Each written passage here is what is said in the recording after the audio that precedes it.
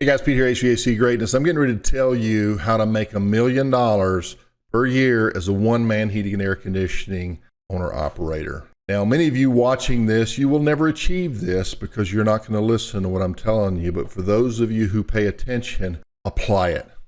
Watch what happens. I think this is going to blow your mind. Join me here. Okay.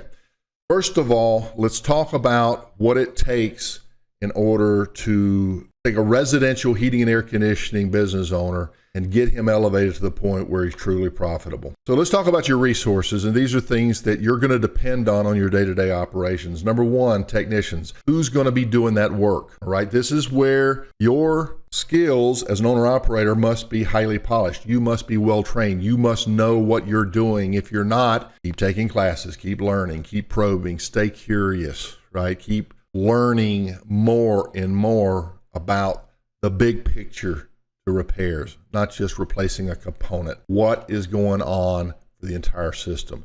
System approach is really powerful.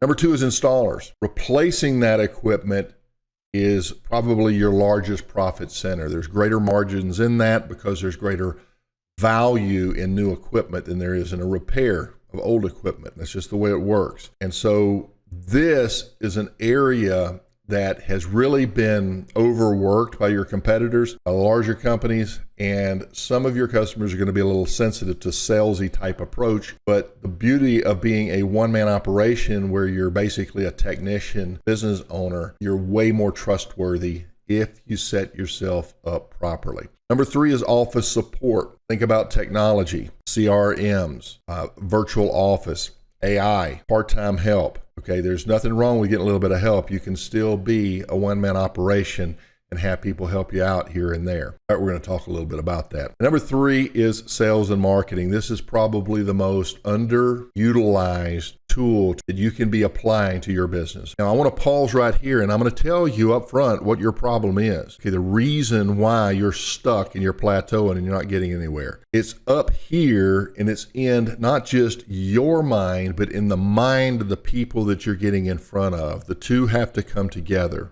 Okay, having a great mindset is good. Staying positive is good, but you have to see the potential for what it is in order to implement it fully. So let's talk about residential heating and air conditioning income departments. Now, certainly there's more than these, but for the sake of this exercise, I want to focus on these because these are the most common. Number one are repairs. This is your most popular, and it is the easiest sale, and it's also easy to position yourself as an expert. Come in and truly make a good impression with your customer. Now, the tickets tend to be a little smaller on this, but the margins percentage-wise tend to be a little higher. Why? Because it requires more overhead. It requires more support to run 4 or 5 service calls a day versus doing one change-out a day. Number two are change-outs. So this is your most profitable area. It's also the most difficult to sell if you're not experienced, if you're not set up properly, if you just think you're going to go in there and talk your way through it and BS your way through it. You have to be structured in order to get the change outs on a consistent basis. This requires training and a little bit more, as we're going to talk about here in just a minute. Number three are accessory sales. Now, these are highly profitable, particularly given the fact that if you stock these on your vehicle and you're already there, it's not like there's a bunch of travel time and setup that go into the costs of putting this accessory in. You're already there, your margins are solid, and it's just a nice addition to while you're there on these service calls or maintenance calls, okay? And finally is preventive maintenance. This, for a lot of companies, is a loss leader. Now, it doesn't have to be, but for the sake of this argument, I'm going to set it up just like everybody else is doing. And on other videos, we can talk about how to actually turn this into a huge moneymaker for you beyond what we're getting ready to cover right here. Okay. Now, let's start with that $1 million. How is it that little old you can generate $1 million in revenues and be able to go out and fulfill this? Well, have you heard the stories about these heating and air conditioning contractors? You hear about them online that was responsible for selling for their company $4 million, $5 million, $8 million. The stories are out there. These technicians are basically salesmen in uniform, but they go into these good markets, interacting with good customers, and they build great value. And if they're honest, they're just showing the opportunities to improve these homeowners' lives through better equipment, lower utilities, higher comfort, less stressors, whatever they happen to be in their situation. It really requires somebody with good technical skills, very observant, isn't lazy, going to go in and actually pull out the tools and measure everything and discover the opportunities and then be able to communicate these to the homeowner in a way that they appreciate. We're not talking about manipulative sales tactics. That's how they do that. But here's the thing, they're not doing those installations. Somebody else is. So in your case, let's talk about that. Do you need to be doing the installations? Do you need to be doing the service? Do you need to be doing the maintenance? Or does somebody else need to be doing that? For the most part, it makes sense for you to do it when it makes sense, doesn't it? Okay, let's go to the next one. The first area we're going to talk about is your service technician repairs. Okay, this is your number one driver. This is the front door. This is where everything comes in. Understand that you don't just up and do this one day. All of this stuff is coming together. You have set your marketing up and advertising up, and you've optimized your business so that when people go into Google or wherever and they're looking for heating and air conditioning repairs, you're one of those options. And you should be positioning yourself as you're one of those desirable options. Well, let's take the average service technician revenues. Now, a lot in your area, this may be higher or it may be lower, but for the sake of argument, let's say we're shooting for $250,000 in repairs. That's about what a full-time technician can do consistently, okay?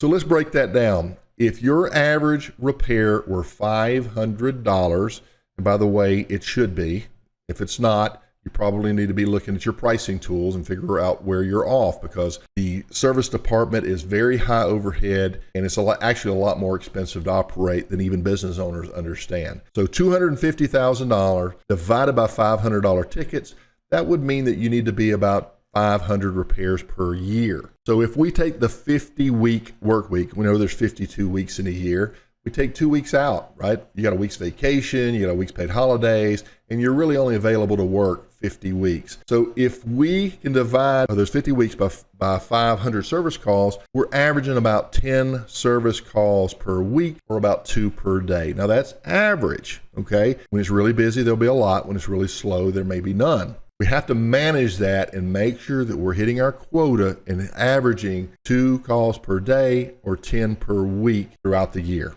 All right. If you can do that and you're maintaining your $500, you are going to hit this portion of your quota on the road to $1 million in revenues. Now let's get to the good one. Let's talk about change outs. This definitely has the most profit potential. We're not looking at percentages. We're looking at actual dollars. When you do your price calculation and you know what the market share is, you need to be able to charge what you're worth, what this system is worth. And you're not going to be able to do that if you don't have your T's crossed and your I's dotted. But if you do, you can absolutely do this and much, much more. So let's talk about that. Let's say that the average life expectancy for heating and air conditioning equipment is somewhere between 12 and 15 years. Maybe more in your area, maybe less, depending on how extreme your weather is. The average age of equipment requiring repairs is actually a little higher. So when you're getting a service call, the average age is probably pretty old because it's ran long enough that it's starting to give trouble. We're assuming somewhere between 8 and 12 years. So given that average repair of those 10 repairs per week that you're going out on, you literally have about 4 organic replacement opportunities per month. Okay, so we're looking at 1 in 10, right? And there's 4 weeks in a month. That's 4 opportunities. So if your closing ratio is like everybody else, 33%, which means you got to go out and give 3 estimates to get 1 sale because 2 people are going to say no and 1 person is going to say yes. Usually if you're the service technician on the job, your odds go up, but let's just play worst case scenario, 1 in 3, then organically from your service department, you should get somewhere between 1 and 2 change outs per month just by doing service and repair and being thorough and learning how to communicate to your customer so that they understand what's in their best interest and when it is time to change. Okay.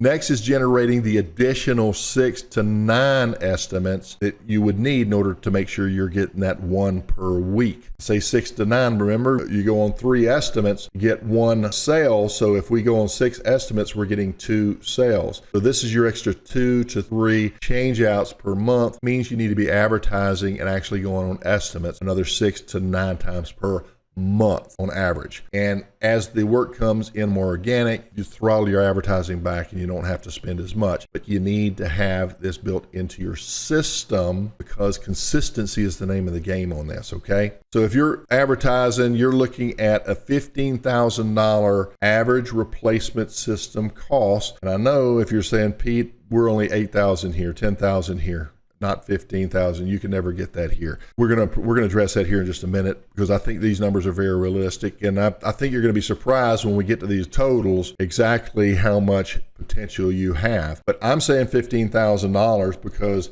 if you are a high-end contractor and you sell high-end equipment and you understand the difference between the different customer types out there, the ones that you don't want to be working with because they can't afford you, and the ones that want really good service, and you provide that, you're going to get higher ticket items because they're not going to choose the cheap equipment. They're going to choose the better equipment, the better brands, the better efficiency, the better warranties, and everything that comes with that. That's where we're going with this. Okay, $15,000 times 50 sales, that's one change out per week, is $750,000 in top line sales. I don't know if you're keeping up with the math, but we did 250 in service, we did 750. We've already hit the $1 million right there, but we're playing out an average scenario here. So let's continue. Let's go into accessories. We call these lifestyle problem solutions. People have issues in their day-to-day life, in their homes, and they're dealing with stuff that they're not even aware there's a solution for. This is where you come in. If you are well trained, you can bring these issues to top of mind and explain to them that there is a solution and you can provide that. Okay, so you need to be well trained on all of the potential and common problems in your market and the solutions. And if you're aware of that and you inventory those on your vehicle or a measure of them on your vehicle, you are prepared.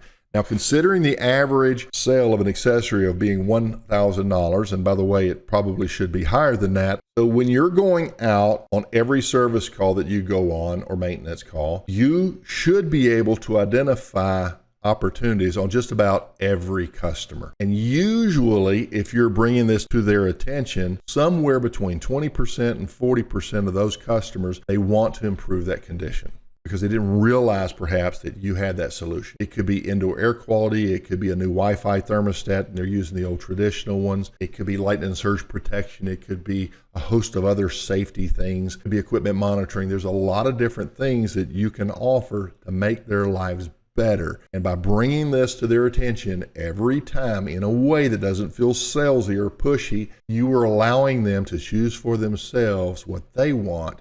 And guess what? They will choose if you make them feel it the way they should.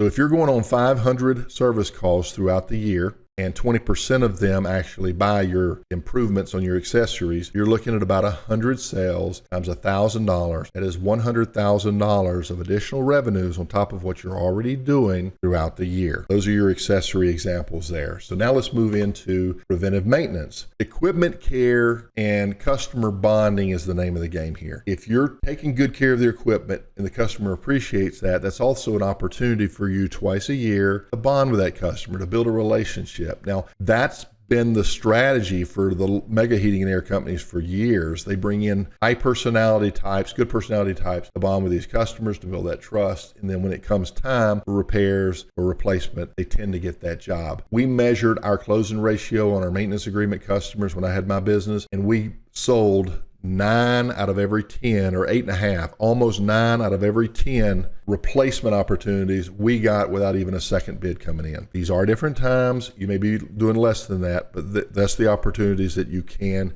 find through preventive maintenance. This is a really good slow period filler. When there's not much work out there, you can be doing preventive maintenance. Considering the average of $300 per year for 2 visits. So it's 150 spring, 150 in the fall. That's not very profitable.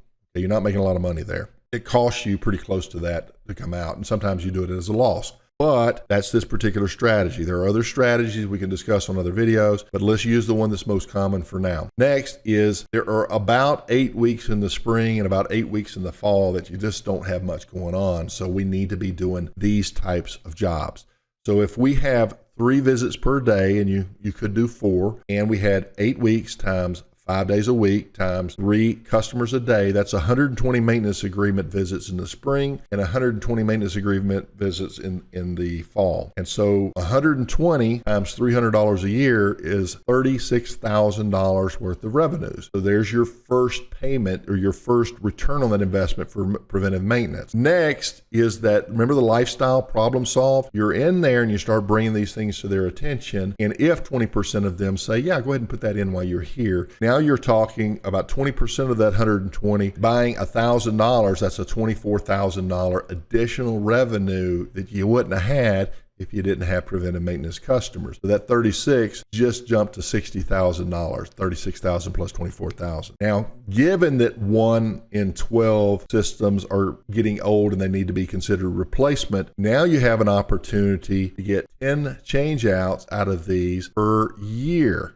$15,000 worth of equipment times 10 change outs throughout the year, we're talking $150,000 that came from your maintenance. So we have $150,000 worth of change outs, $36,000 worth of maintenance agreement, and then an additional $24,000 worth of accessory sales. These maintenance agreements have produced over $200,000 per year, $210,000 per year. So here you go. Here's your example on your $1 million example. $250,000 in service calls, $750,000 in replacement, $100,000 in accessories. And if we take that maintenance as a separate line item and add all of those additional revenues, there's another $210,000. Now, if you thought you couldn't get $15,000 per replacement, maybe you can do 14, maybe you can do 13. Run your numbers in this and see. But here's what I want to share with you. There's a reason why you're not getting those types of numbers. Okay, first things first, we want to get you efficient, right? You got to get your 4 support areas handled. We got to have that office support. We have to have those technicians out there billable. That's you. We have to have those change outs out there. That's you. Let me throw this at you. How can you run 10 service calls per week on average plus a change out? Well, it's really quite easy. Go get you a 2-man change out crew, find them, hire them on a one-time basis, pay them double because you're not having to carry them, pay them double what you would normally pay. They're going to very happily come in 1 day per week and actually do your change outs for you. But you need to be on that job. You need to be popping in towards the end and actually set the system in operation, go over everything with your customer. It's almost like a service call for you, but you've had a 2-man crew out there doing everything. You can do that on a subcontractor basis and you're still a 1-man operation. As it's hard to get that first hire. They don't want to come work for you. You're too small. I work for you for peanuts when they can work for mega company and get benefits. You have to build this portion on your own. You do that by attracting the right type of customers. You can see David here with David and Goliath. He is very well branded. He's very well marketed. He's getting that attention. And because you cannot be just like everybody else. Let's take Angel, for example. Angel owned Atlantic Air Conditioning in Las Vegas. He's a good tech. He's an honest tech. He's a great guy. I've known him for years, but this is the van that he was driving. This is his price sheet right here. This is what his customers saw. You have to understand that high-end customers don't trust people like Angel, even though Angel's probably more trustworthy than the mega companies in town. In my opinion, he probably is. But this is what they see. So your problem is not what you think it is. You're being misjudged. People aren't seeing your quality. They judge your quality on how well-dressed you are, on how well-packaged you are. Now let's take Angel today and let's compare that. Angel rebranded and got a very specific niche in his market on heat pumps, and he became the heat pump specialist. He owns Dr. Heat Pump, and now he's very well branded. His uniform's nice. You can see here, these are his maintenance agreements. Here's his flat rate pricing. Here's his change out book pricing, and he can come in and sit down and go toe to toe with the biggest companies in town, and he can come across just as professional. And guess what? High-end homeowners love Angel. They love Dr. Heat Pump. Not so much Atlantic. Same guy, same van, but he's been rewrapped. This is not a new logo. This is not just saying, hey, go rewrap your van. This was a strategic move to position him so that even in SEO, he can outrank the biggest companies in town. I challenge you right now, from where you are, do a Google search for heat pump repair, heat pump service, heat pump installation, heat pump change out, heat pump whatever in Las Vegas, and see if you don't see Dr. Heat Pump in the top top of the organic as well as the business section. That's strategy, guys. Don't just be another heating and air conditioning company. Now, if you're having trouble with your pricing, let me see if I can give you some example here. What you're going to need to do is understand your numbers so that when you actually run your calculations, you're getting the percentage that you need. Okay, so when we do that, how does that manifest? Let's look over here real quick. We've got maintenance agreement programs that you can come in and update your brand on this. We've got actual marketing that works, like with Dr. Heat Pump here. We've got flat rate books that are very user friendly, and your customers can automatically choose what they want. We've got professional presentation so that your company stands out and people are not going to want to do business with the other types of companies. This requires professional branding, professional pricing, and professional interaction. There's an actual system for everything. The service call, the sales call, the way that the telephone is handled. Your customers, first of all, you're targeting the higher end customers. They're going to respond to these things. But if you think they're just going to like you for who you are, and I know you've got people who love you for who you are. I'm not saying that that's not the case. We're talking about attracting people who don't know you, like you, and trust you yet. We're talking about building high value before you ever walk in the door. We're talking about people that are willing to spend money with you before you even show them their pricing. If you don't mess it up, you're going to get the sale. But this takes refinement. This is why those mega companies are getting the big tickets and you're not. This is why they're staying busy and you're not. Guys, you need to stop being a technician turned business owner, owner-operator, and be an entrepreneur, and you can make $1 million a year to get to that first level. And from there to $2 million, it's a lot easier. We'll talk about that on another video. Pete Ramsey here, HVAC Greatness. Hope this helped. Bye-bye.